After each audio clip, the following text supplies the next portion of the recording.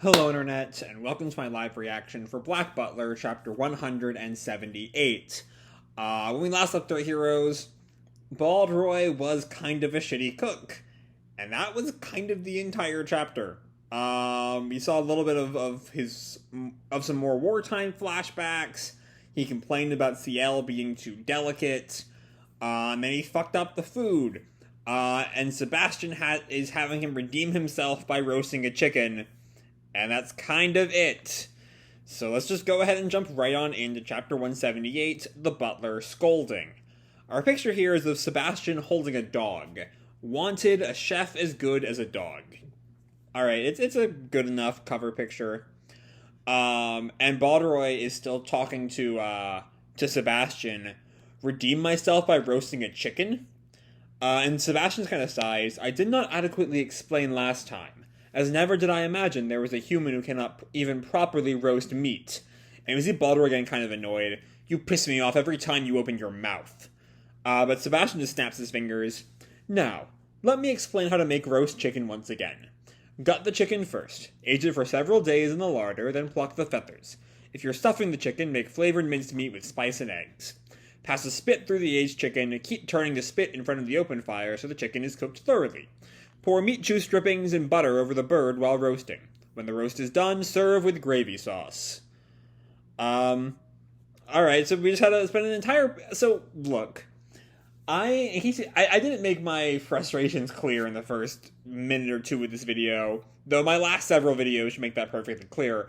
But you can even see some more of Yana's just time-wasting nonsense, while you're spending an entire page of her, 12-page chapter spent on roasting, or how to roast chicken. I mean, okay, I guess. And I mean, I'm well aware that I'm more bitter about this page when, something like March does the same thing every so often. And I'm more bitter here because Black Butler has just had abysmal pacing for years, whereas March largely hasn't.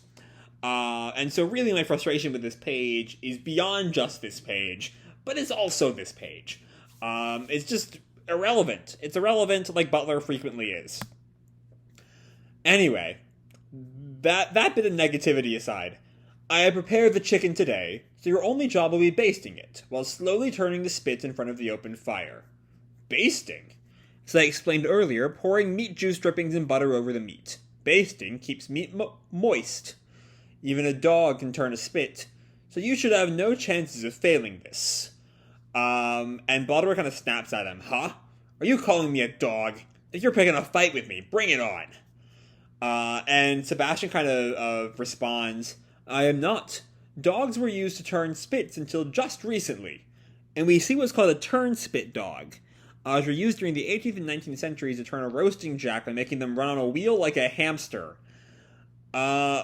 Okay, and Baldroy fairly reacts, Gah, that's a cruel device.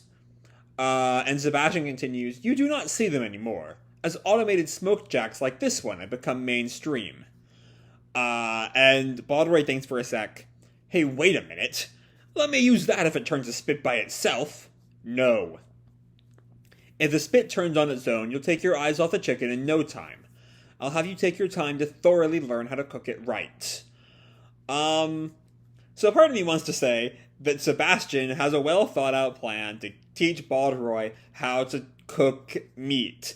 That he has to pay attention, or whatever. The rest of me is just I don't care about this. I don't care about this at all. I don't know why we're wasting a chapter discussing the ways to roast meat. It's just nothing. Write a fucking cookbook if that's what you want to do, Yana. Anyway, we're just roasting meat. Why go through such trouble? And Sebastian kind of responds, well, I've never found fowls delicious, so I do not quite understand.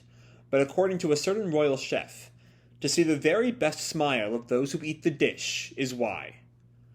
And that causes Baldroy to have a flashback, to have the first interesting moment of the chapter, on page 8 of 14, I mean, as a woman is handing him some food, probably his wife or something, just saying, "You always look like you're enjoying your food."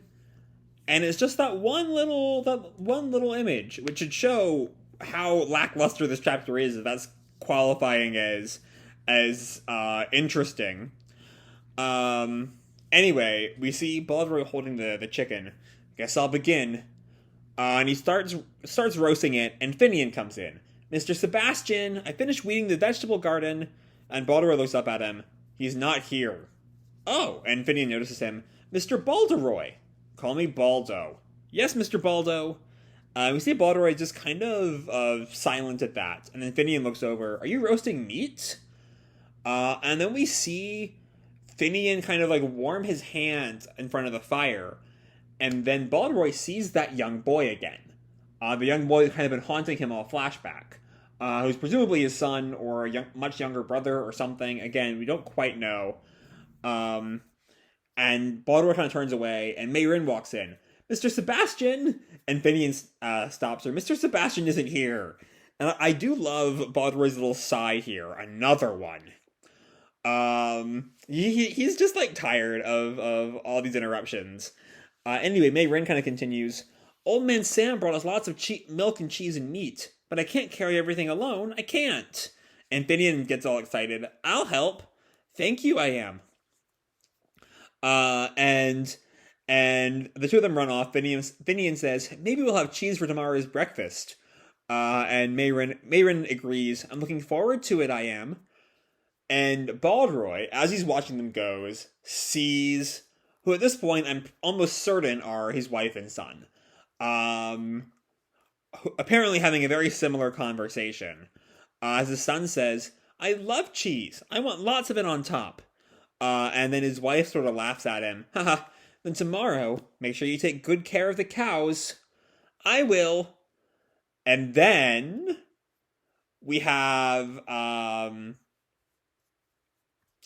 of a sudden, we see the house on fire, the boy dead, not from the fire, but from an attack of some kind. He's bloodied. His head is bloody. There's blood kind of falling out of his neck. It's okay. And we see, Baldroy in like the flaming house.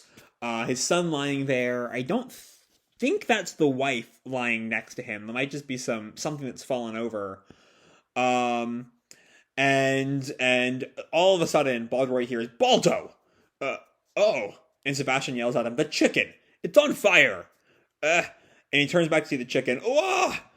And we see the chicken, is just kind of burnt. And Sebastian thinks, I suppose I must give thought to how not to waste burnt chicken, rather than how not to burn them. So we're seeing Sebastian kind of realizing who he's stuck with. Finian and Mayrin dig in, though. Tastes bitter. Tastes awful. And Baldroy kind of murmurs out, it's fine if it's edible. If it's edible. To be continued.